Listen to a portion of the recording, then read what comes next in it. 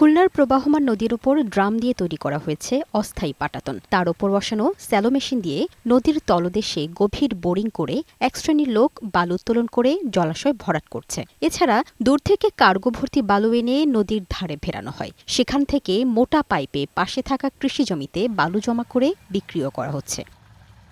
স্থানীয়দের অভিযোগ, শুধু বালু নয়, ভরাট হয়ে যাওয়া নদীর বুক ও ফসলি জমি কেটে নেওয়া মাটিও পাচার হচ্ছে ইটভাটাসহ বিভিন্ন কাজে। এতে ভেঙে পড়ছে গ্রামীণ সড়ক, ঝুঁকিতে রয়েছে ঘরবাড়ি। চাষের জমি থেকে সাধারণত বালি তোলা হয়, আর চাষের জমির নষ্ট হয়, এতে ফসলের ক্ষতি হয়। তাহলে মাটি কাটি হবে, উঠে নিয়ে যেতে কেউ আমরা বারণ দিলি শোনে না, কোনো প্রশাসন আসে না। মধ্যে মাটি দিয়ে তো বরাট করছে, এই দেখেন কত বরাট করা হয়ে গেছে, সব করে এই সমস্ত মাটি উঠে নিয়ে যায়।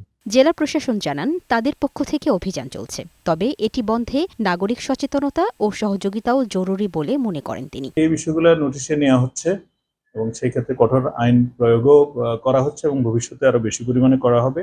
তবে এক্ষেত্রে নাগরিক সচেতনতার কথা আমি বলবো, আমরা সবাই যদি প্রশাসন থেকে শুরু করে জনসাধারণ যারা এই অপকর্মগুলো করছে তাদেরকে প্রতিহত করবেন। অবৈধভাবে বালি মাটি উত্তোলন থামাতে আইনের কঠোর প্রয়োগের পাশাপাশি বিকল্প বালুমহাল পরিকল্পনা, পরিবেশ সমীক্ষা ও নিয়মিত মনিটরিং নিশ্চিত করা দরকার বলে মনে করেন বিশেষজ্ঞরা।